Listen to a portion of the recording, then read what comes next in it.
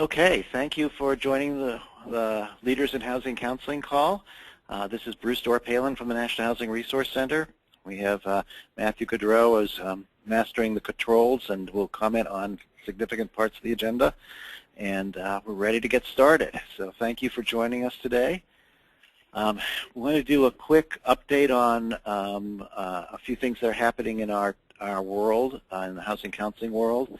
And then we're going to have a conversation with Judy Hunter. Hopefully you know her from RCAC, who's been a leader and often thoughtful information and ideas provider for our work and for housing counseling and many of the coalitions that are out there. We'll do a quick plug on joining NHRC. We need you to join. And we're going to give you some updates on breaking issues around the Chase settlement and the update on the Mel Watt nomination. There's a little bit of a bright light there. And there was a very recent, as in yesterday, meeting by the HUD Housing Counseling intermediaries on integrating housing counseling into the residential marketplace. And I thought you should know about it. And we'll talk very briefly about the HUD Certified Housing Advisor vote as it's going. So Matthew, let's dive in and go to the next screen. Okay, so we've been flooding you with sign-on letters, and we really appreciate the response. So Matthew, on the Mortgage Debt Relief Act, how are we doing? So we're doing great. So we had submitted, we had started right around the last call, so about 2 weeks ago, had asked folks to sign on to the letter. Just by way of a little bit of background, the Mortgage Debt Relief Act, essentially if a homeowner has a principal reduction or on a first lien mortgage, without this law they would owe income taxes on the amount of principal reduction.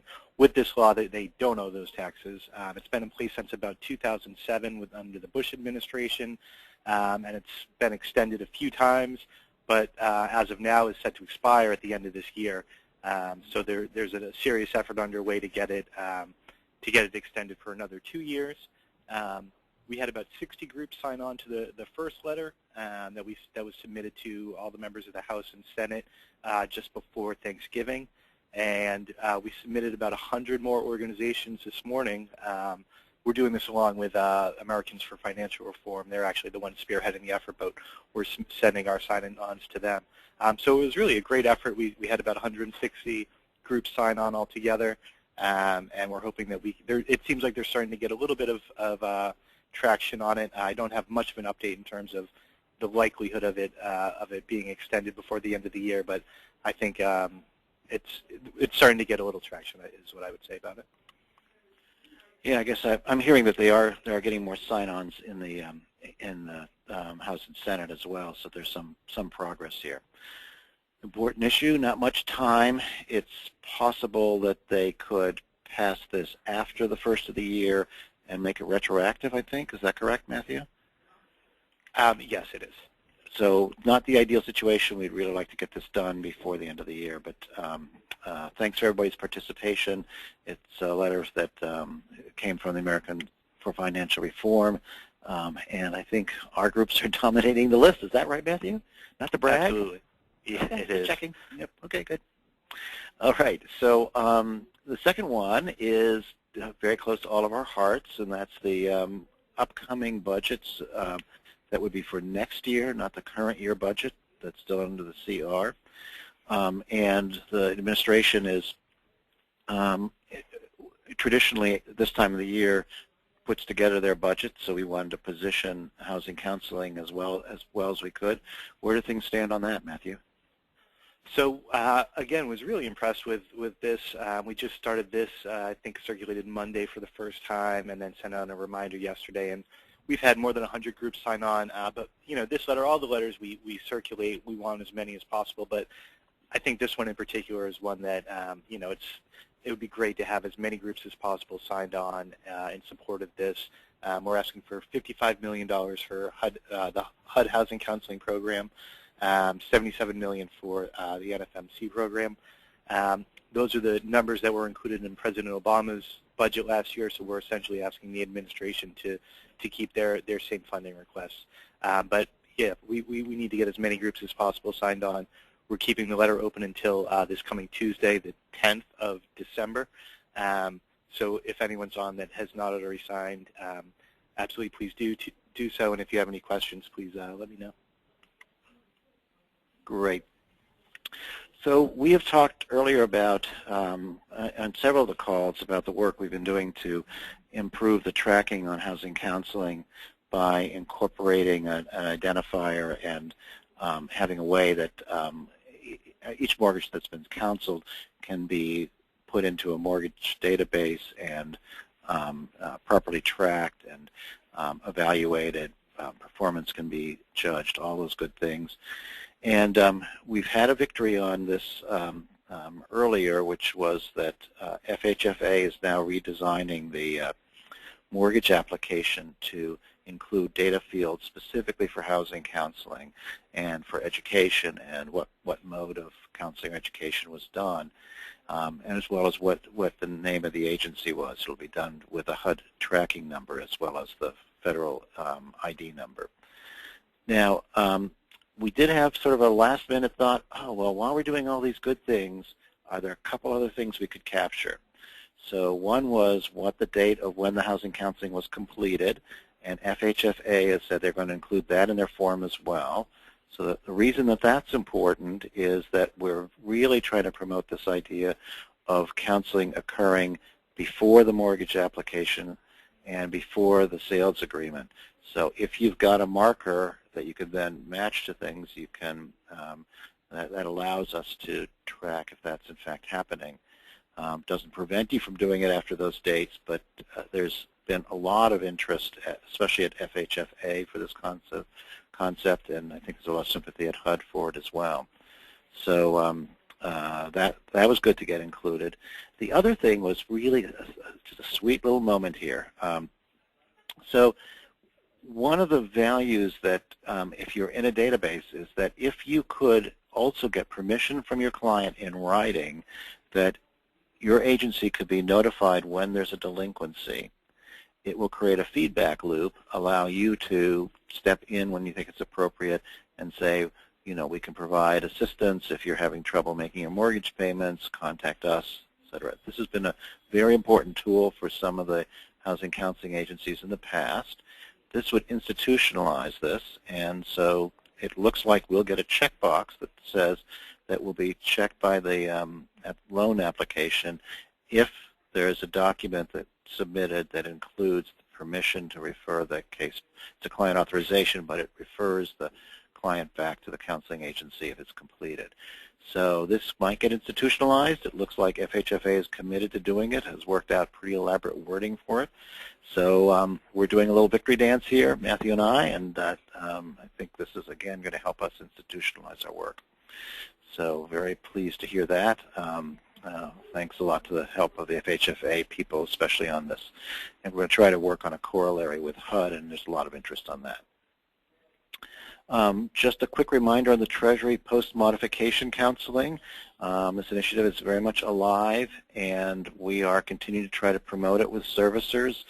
The line that's really working with people, with the institutions, is that housing counseling, that if you're providing the counseling for the modification, it makes no sense to hand it over to a different organization to do the post-mod counseling. And so keep it within the agencies that are doing the work currently on the cases. And that's, you know, we're getting some traction on this. So it's a complicated issue. There's reporting and contracting requirements that the servicers are trying to figure out. Kind of the word on the street has been that they're really only beginning to focus on this now. But this is the time really to talk to your servicer contacts where you have relationships.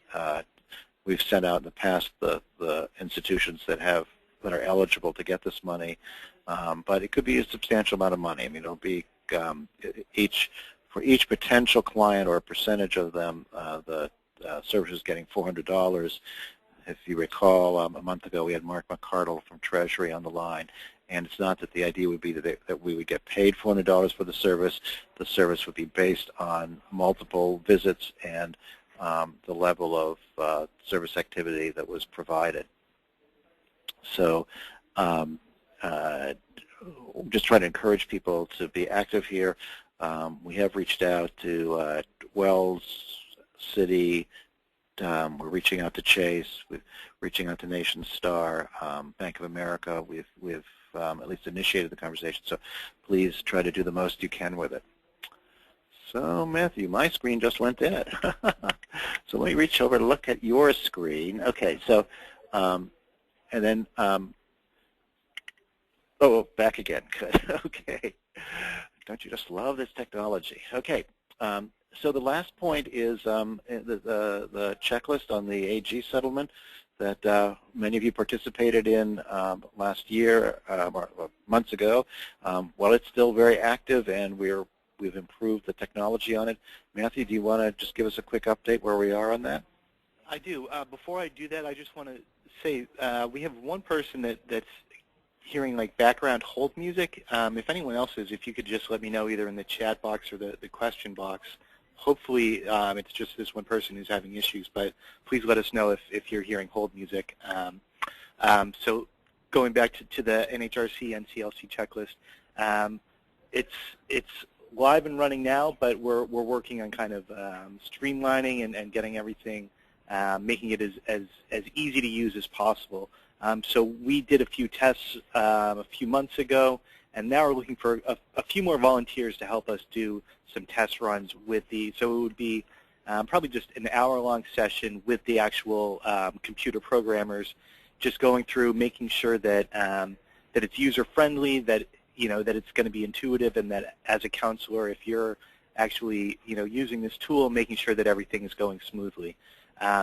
So we don't need a lot of folks, but if people are out there that are familiar with either HCO or Counselor Max and are willing, I think it's going to probably be next week for about an hour or so. It'd be really helpful if we had just a couple, 2 or 3 people.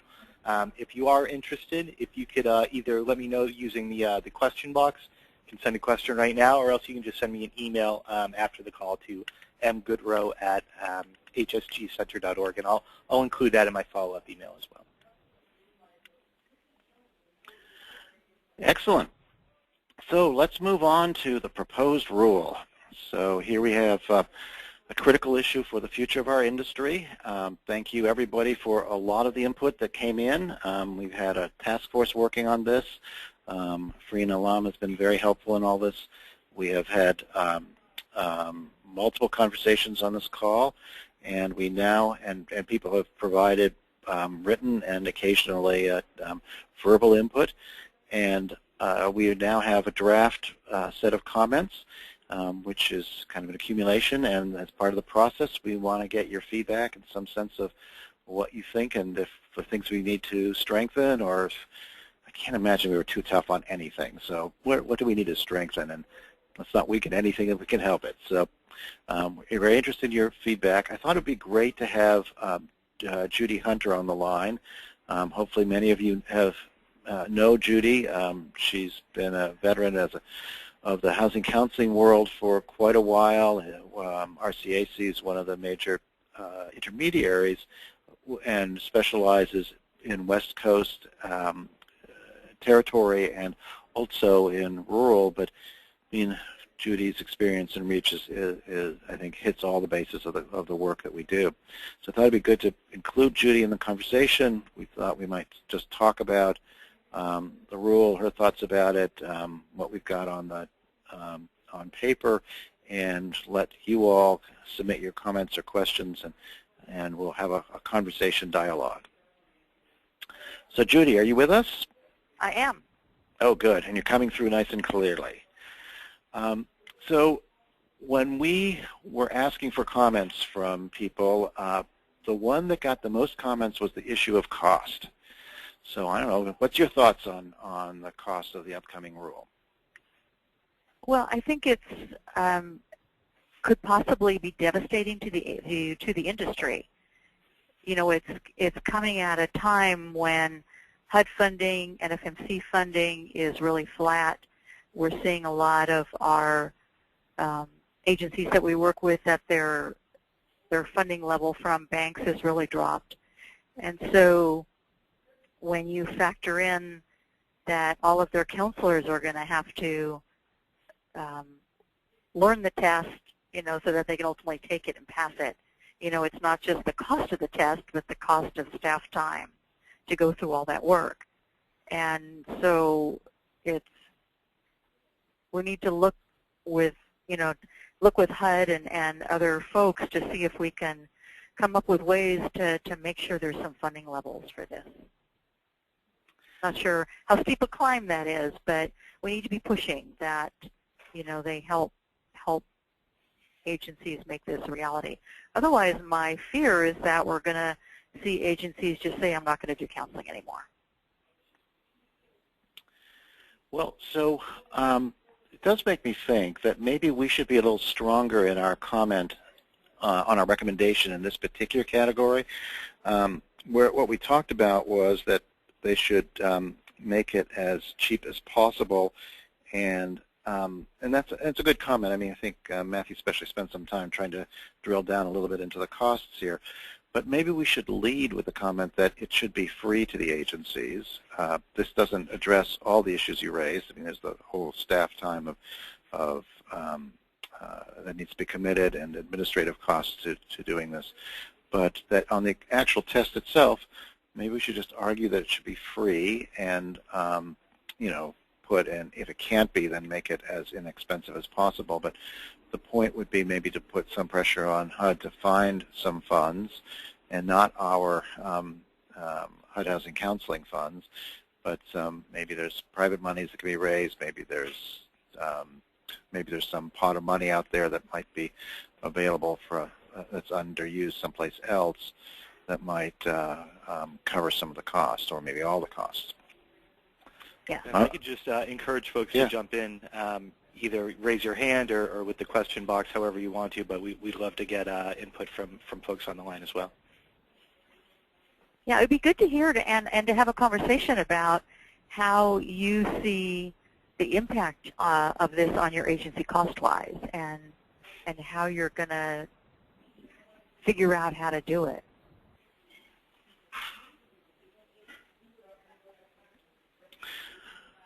So one area that we wanted to put on the list that wasn't part of the rule was this whole question of what we should call housing counseling.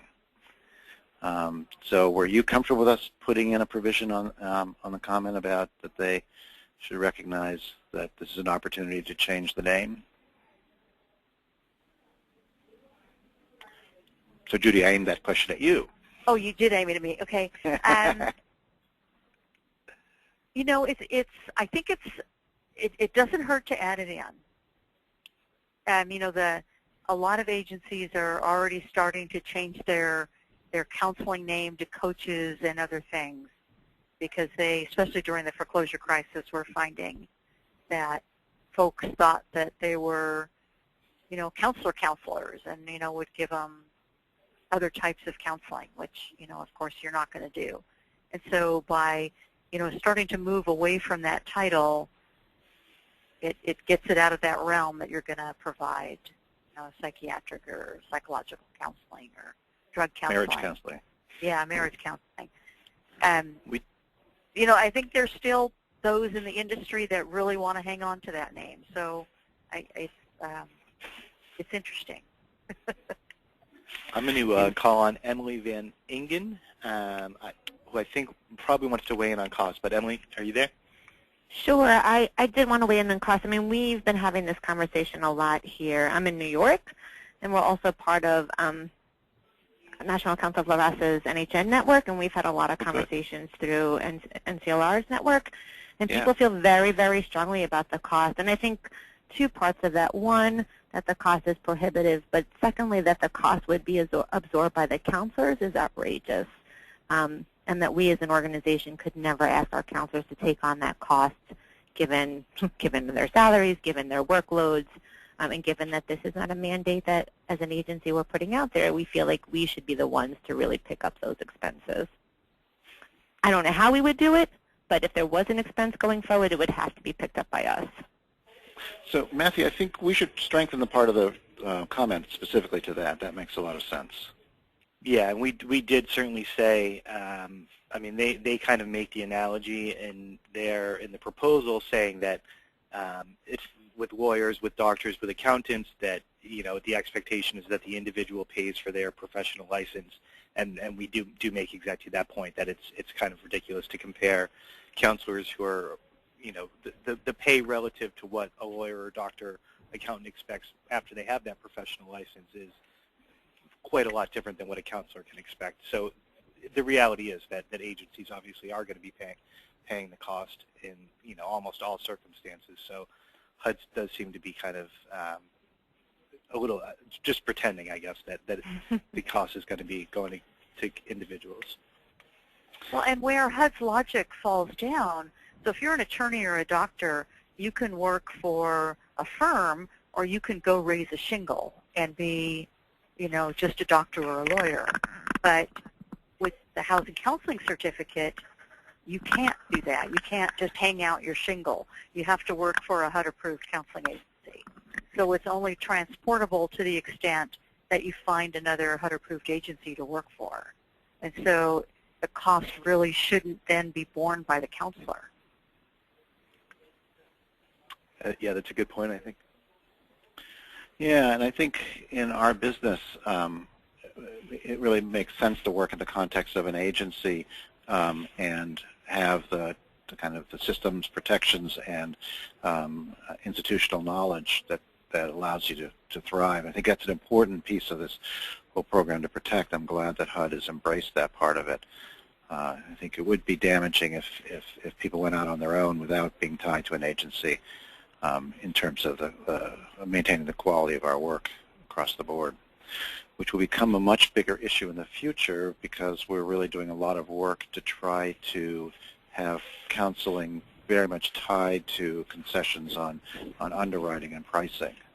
So these will all rely on us being able to maintain standards throughout the industry.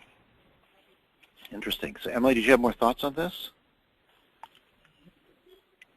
Okay, well, we really appreciate what you had to say, and we'll take a second look to see if we can strengthen some of it, but I think it's exactly right that it's pretty outrageous that the counselors might have to pick this up or even the hint of that.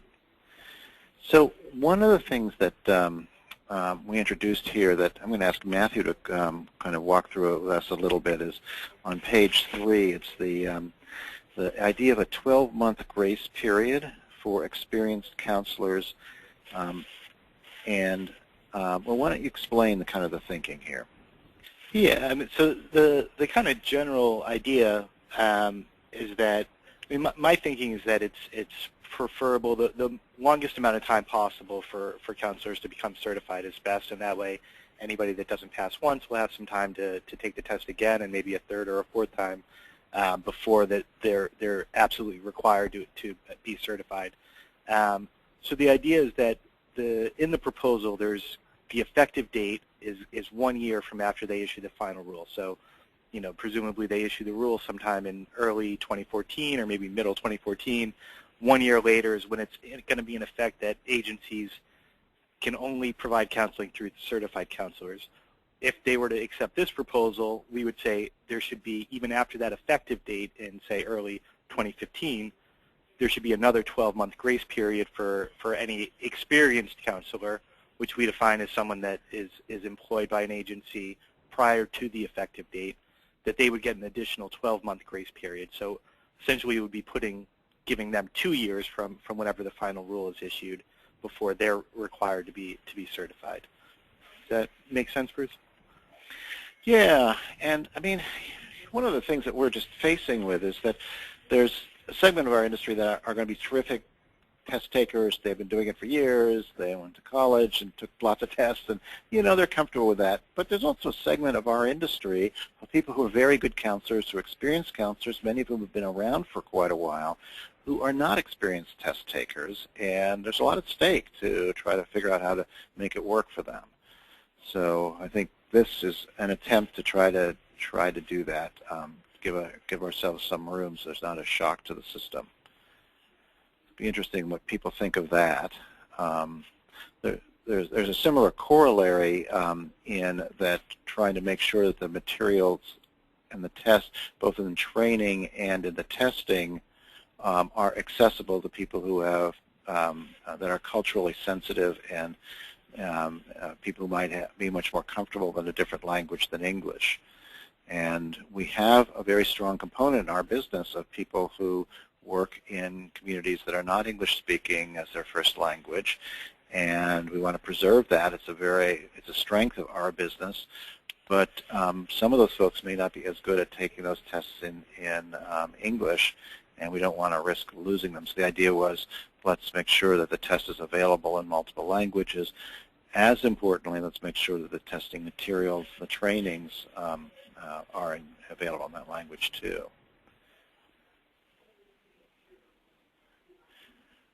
Judy, do you have any more thoughts about the test structure, or thoughts about how we need to approach this in the comment? The only thing I would add, because I thought your comments were really good, was that, and I didn't look at the HUD rule, the proposed rule. My recollection is that they're saying that that you have a year window from when the rule is final. And one thing we put in our letter is it should be 1 year. They shouldn't start the clock ticking until the testing mechanism is in place, because conceivably they could issue the final rule, but then the testing mechanism is not in place for 9 months, and then really you've only got 3 months. And so it needs to be predicated on the final rule and the testing mechanism being in place. Very good point. So we've got another some input, Matthew? Yeah, Christine Gould, are you there, Christine? Yeah, I'm here. Can you hear me? Yes.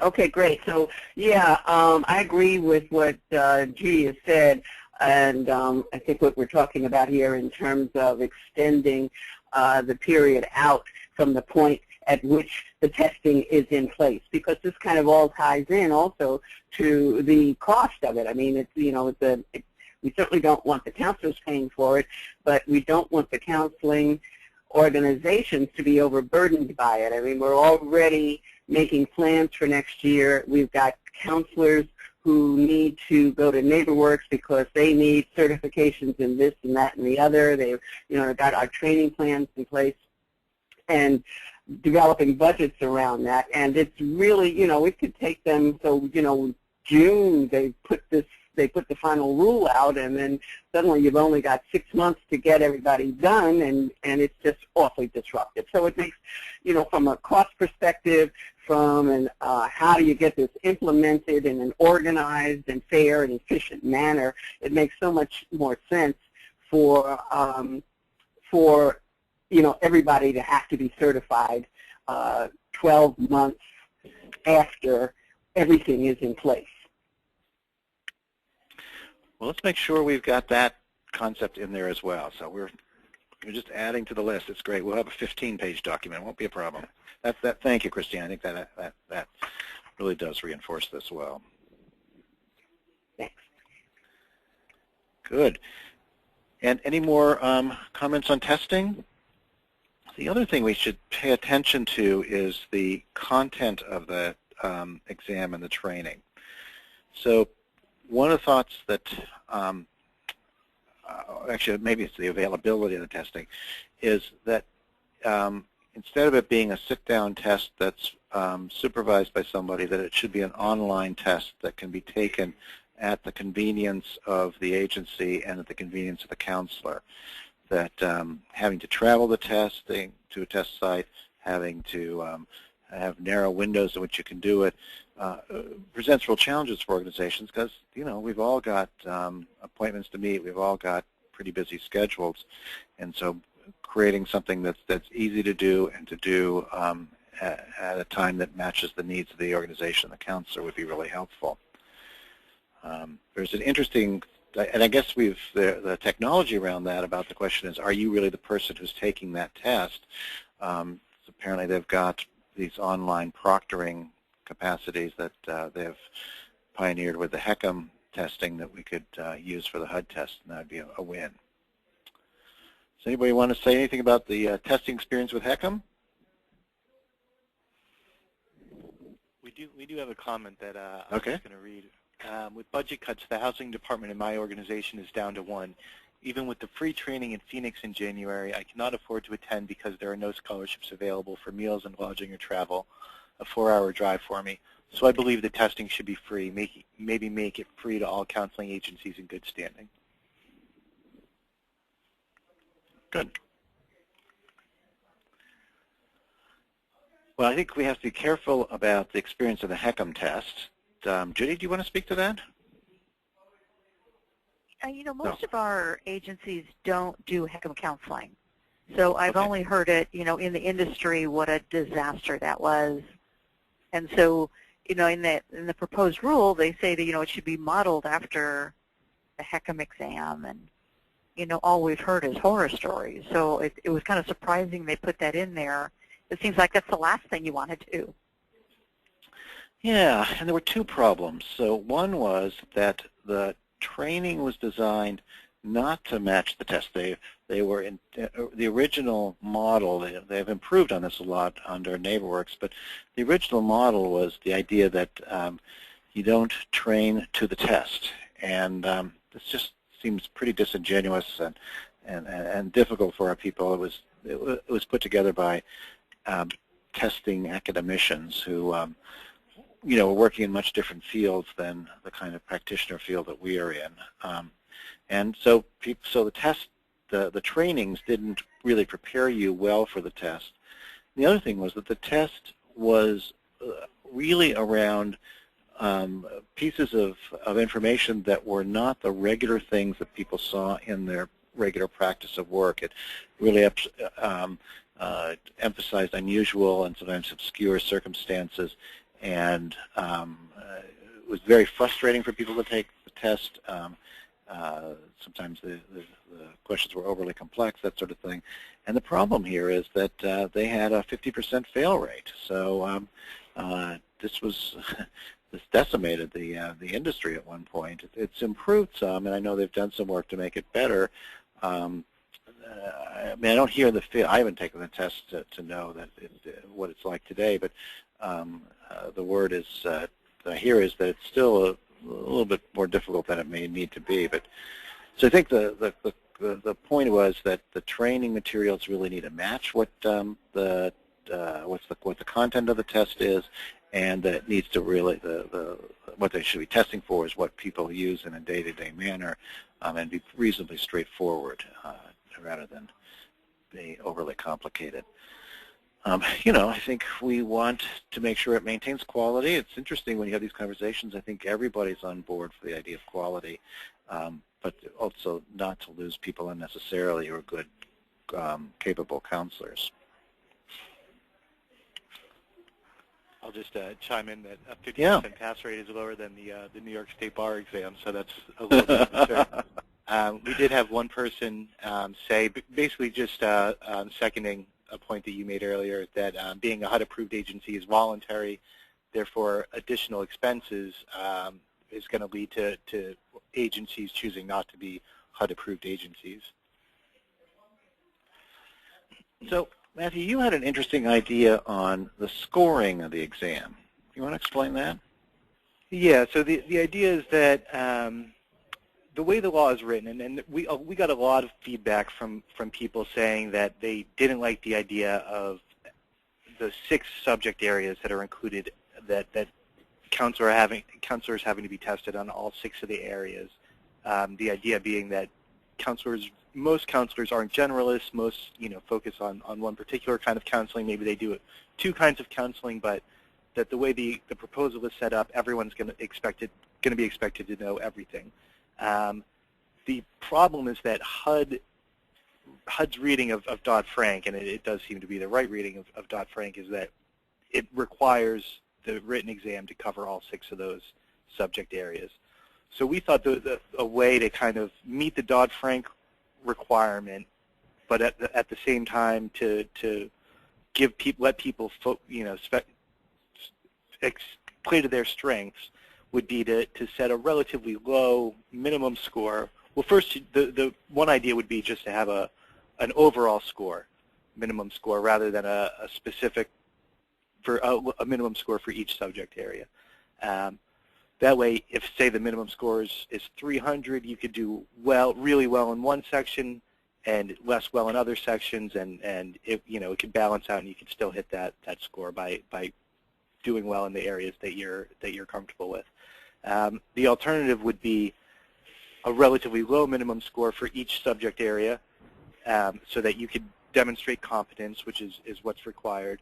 Maybe a slightly higher overall score, so that would allow you to excel in your individual subjects without needing to be an expert on every specific subject. Not sure if that was the clearest explanation of it. No, that was fine. No, I think that's exactly right. Yeah. So, it's just we're trying to get into the details, try to get into the weeds of things that might be helpful to for success for people who may not have a lot of expertise in all the areas. And I mean, it does mean that everybody's going to need to be trained on rental counseling, homeless counseling. I mean, I think it's great that we'll all be trained on fair housing. That's one of the categories, and that's a great area that I think we need to improve our performance on. It's a minefield. It's not. I mean, it'll be interesting to see how they handle it, because it's an area of tremendous complexity and not always the clearest answers. So it'll be interesting to see how they frame that part. But it could be very helpful for our work. So we did get a comment from a group that's always been active in our programs, the National Council on Aging. Now, they only offer reverse mortgage. That's what their counselors do. And because of their constituency, that's a particular niche they've got. And so they were interested in a carve-out where they weren't required to do that. Maybe there's some different definition. So we should think if we want to weigh in on that. And Matthew, what was your thought on is that a possibility or not? So I need to double back, and I apologize. I was just responding to a question, but I think that it may be that Dodd-Frank requires HECM counselors to pass the HUD the general certification. I think it's unfortunate. I think it's pretty clear from Dodd-Frank that they were not. I mean, my opinion is it seems like they weren't super familiar with the realities of housing counseling, and that probably was just an oversight, but I think it may well be required by it, which would mean, unfortunately, trying to amend Dodd-Frank, which seems incredibly unlikely. Okay, so Judy, we did get a comment from somebody. One of our proposals had been that counselors be able to have input into the test. And the comment was, well, we're really not professional test designers, and we should leave it to the experts. So what's your thoughts on that? Well, I agree that there's an art to developing and designing tests.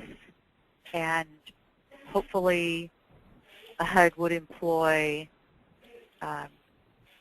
someone that knows how to write tests and knows how to test the test to make sure that it's testing what it needs to test. But I think the value in having counselors be a part of that is that there's ways to word things so that it would make sense to a counselor. Because if it's worded in a way that's not in a language, that counselors understand things, you're likely to miss it because you're not understanding the meaning. So I think having counselors at the table, or at least folks familiar with the counseling industry, is pretty important.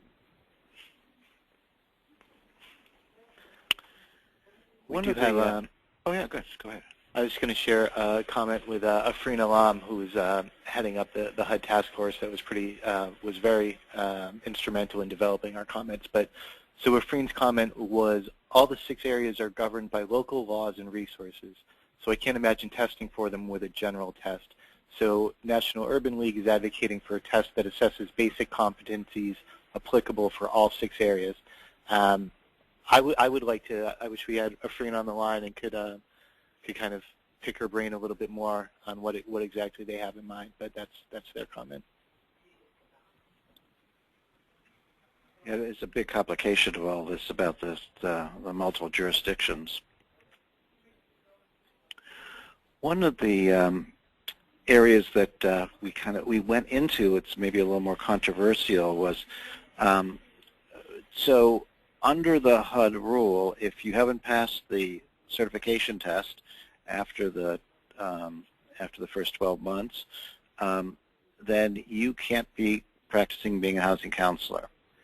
And Matthew, you kind of had an interesting take on this in terms of how we train counselors and maybe a way of thinking about it a little bit differently. Do you want to explain that? Yeah, so the way the proposal is written, basically you can't do any counseling unless you're certified. So I mean, we think that a critical part of training should be a new counselor being able to do some supervised counseling, so that it's very much, you need to know certain things, but it's a big part of the job is, how you're interacting with clients and, that hands-on stuff that you can't learn from studying a book. So the idea would be that there'd be a 6-month window for new hires in which they could do some counseling, and it would have to be, properly supervised, but that they could do supervised counseling without being certified.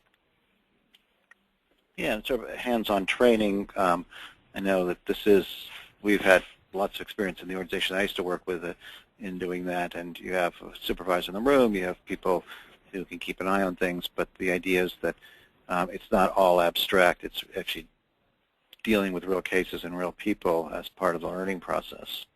So are we comfortable with that idea? Judy, do you have some opinions?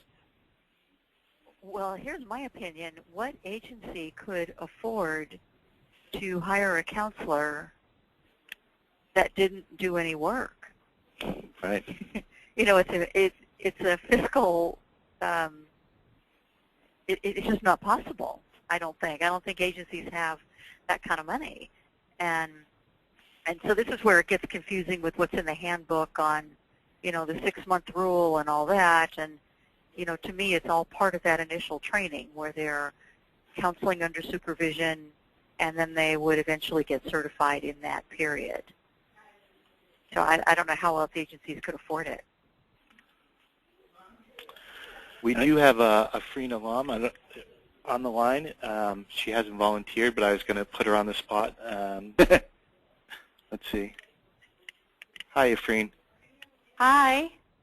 Could you, I'm assuming you jumped on to maybe weigh in on the 6 subject area issue? I guess so. When we were thinking about it on first of all, there is not enough clarity to how much depth they're going to go in and what exactly each of these areas encompass in specificity. But basically the idea is that the test should assess counselors' competencies in things like budgeting, credit reporting, and doing an affordability analysis, and knowing certain federal laws that's applicable to all states, like fair housing, ECOA, things like that, that cuts across all the 6 areas. And really, even a rental counselor should know about how to do an emergency budget, for example, savings and liabilities and assets and all that. So to circumvent, especially in rental and homelessness counseling, where so much of it is dependent on local resources and local laws, we just couldn't picture a test that would be accommodating, all of our affiliates in, all the states. So that's what we're going to advocate for. In terms of, the content of the test. So, Freen, don't go away. We want to keep you on the line and want to keep the participation going. I think it's very helpful, and it is a big issue in this area, but it also raises the issue to me about this whole question about how much depth they'll go into, about how long the test might be. There's certification tests that people take that can take a day and a half. Do you have any thoughts about how long the test should be? Yes, we actually are weighing on that, and we Okay. recommend no more than 2 hours. Even with that, I think we will have some pushback from our affiliates. So in the second round, when we get back to them about our proposal, I am afraid that we're going to get a pushback on 2 hours even. But that's where we are right now. Judy, do you have any thoughts? I'm sorry, I needed to step away, so I didn't hear what was said. Okay. The question was, how long should the test be? Do you mean in terms of time, or? Yeah. How long in terms of time? Oh, goodness, I haven't thought about that. Well, I don't think it should be more than 2 hours. You know, you think about these poor kids that take these SATs and GREs that last all day. I mean, that's a killer. Right. Yeah, I mean, there's a lot of content. I think one of the issues around the length of the test also speaks to what the depth of the test is. Well, and if it would be possible to take it in parts, so like, you know, if you could do this online testing, could they take the 6 components standalone? So, you know, I take the rental one day and I take pre-purchase another day. I mean, it is possible to imagine a test that would have some core issues that cut across all lines, and then some specific sets of questions in each area. So that, Afreen just mentioned this a little bit earlier, that there's a lot of questions about affordability that cut across the lines, whether you're doing rental or home ownership, reverse mortgage, homeless, maybe not so much, but there are some core basic pieces of our work that might be just core, and then you could clump a set of questions that might change depending on when you're taking the test, that would show the level of competency but not dive into every piece of it. I think I'm very worried about that portion of our workforce that's not an experienced test taker, and so I think thinking about how long the test is, and it's great that UrbanLink has done some work on this already. Bruce, this is Afreen again. I don't know. Am I still on? Yes, you are.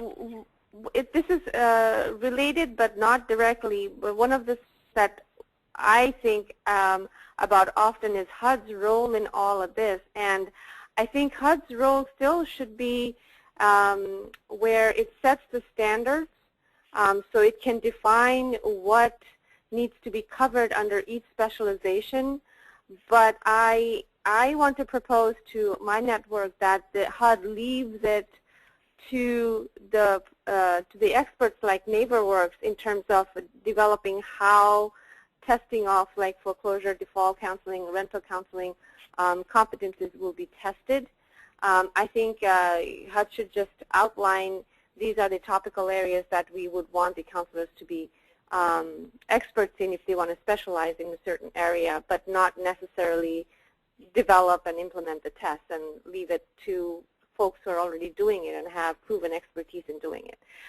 And reverting back to our original stance that this test being a general test for becoming a housing counselor, that's your starting point, but certainly not end-all be-all of housing counseling certification.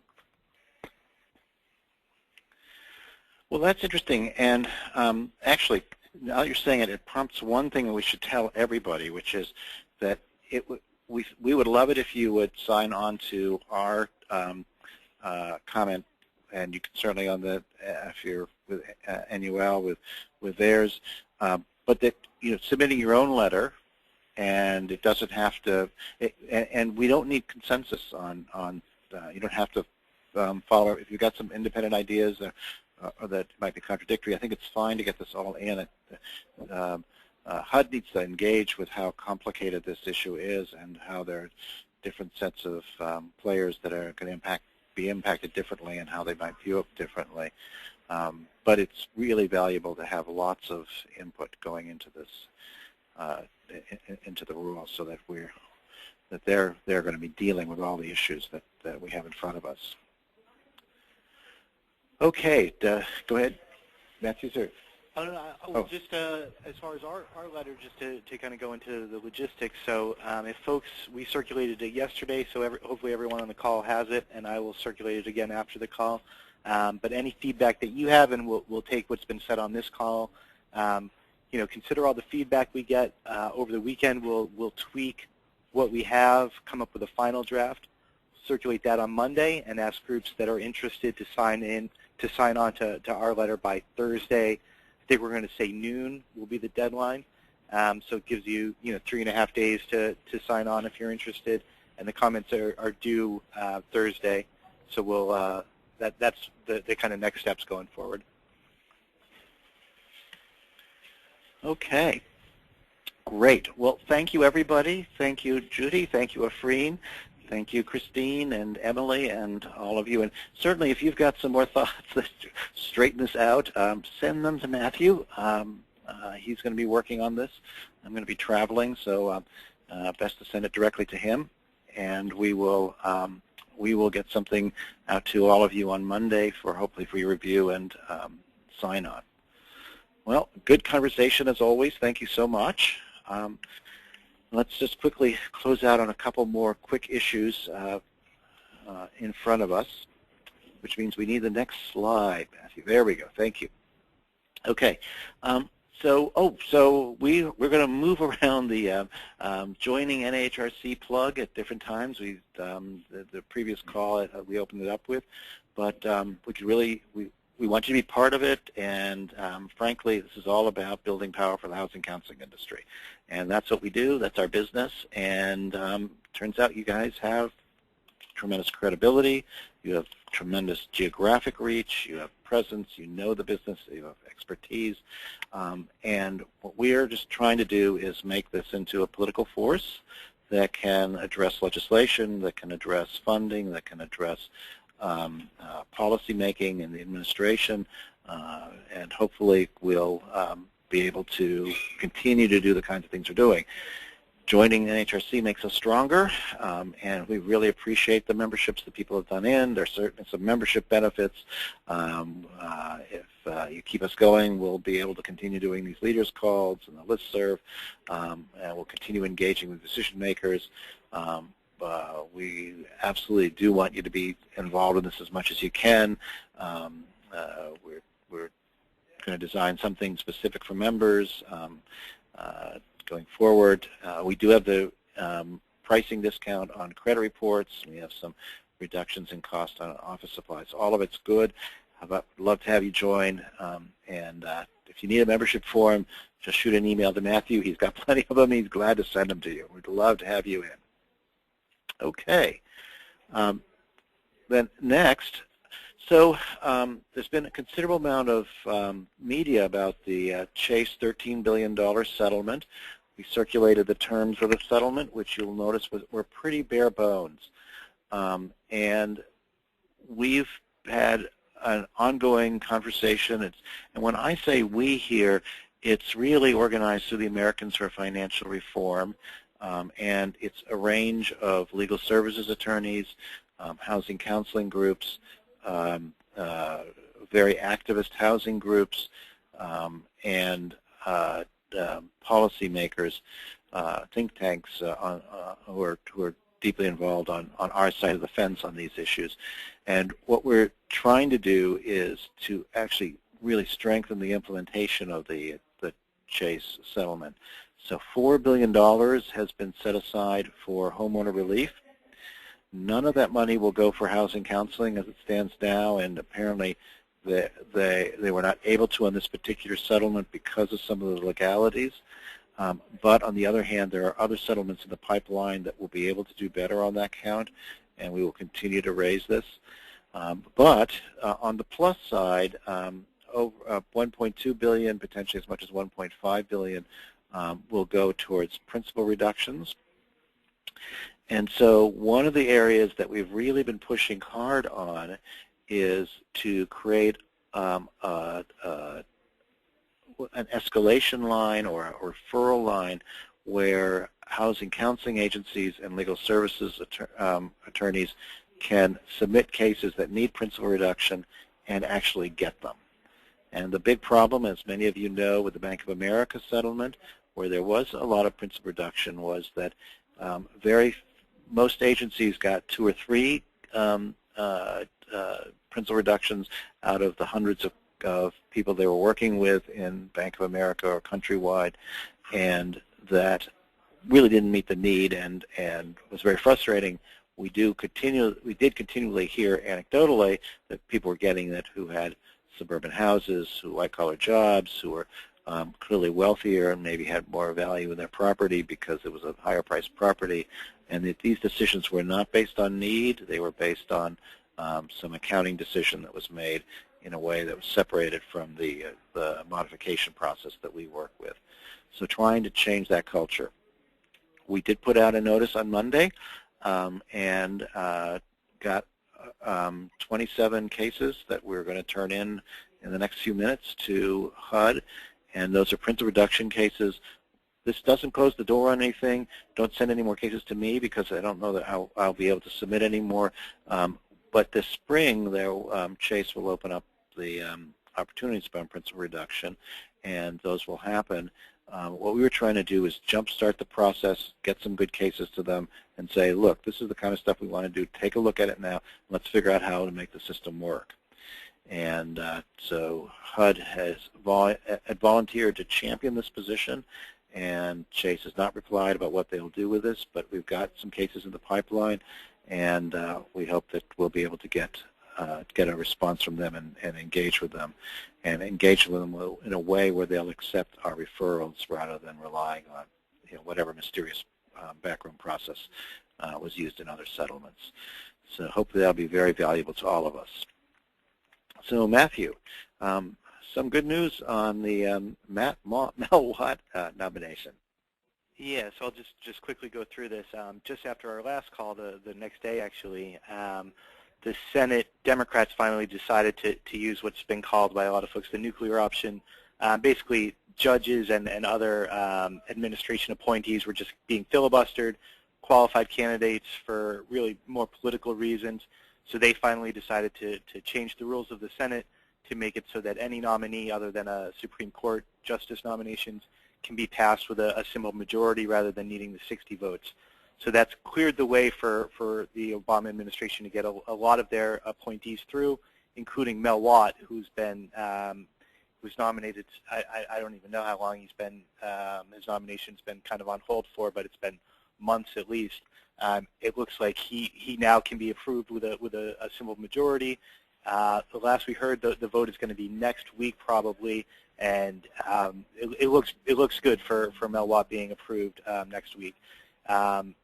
Won't go too far into the problems, but Ed DeMarco is the current head of FHFA, was a Bush holdover, refused to cooperate on principal reduction, a lot of other programs. So we're going to have who we expect to be a very friendly voice for us at FHFA. So it's really a very important victory for us, and we'll keep you posted as those developments happen.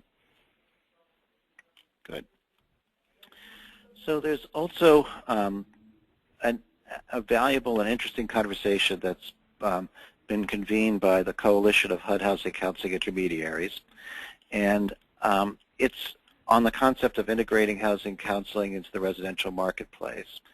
And they held a convening in July, and they had one yesterday as well, with financial services industry representatives, with intermediaries, with a number of key government officials. But it's all kind of on the same track of trying to figure out how to build in housing counseling into the process. And they're also doing some good work on trying to figure out how to pay for it and maybe build it into the cost of servicing, so there's an ongoing funding pool. Maybe there's some special products that are tied to counseling. Maybe it's special incentives built into counseling. I wanted to alert you to it because, again, this is another opportunity where kind of the future of housing counseling gets shaped, and we'll hopefully get some materials for this and We'll keep you informed about it and invite them to join us for a call to kind of give a briefing on some of the ideas they're working with. But it's just a part of the bigger picture here of an important part of what we're trying to do to try to get the counseling world to be deeply integrated into mortgage origination and into mortgage servicing going into the future. So opportunities in front of us. So just a quick reminder, we'd love you to join NHRC.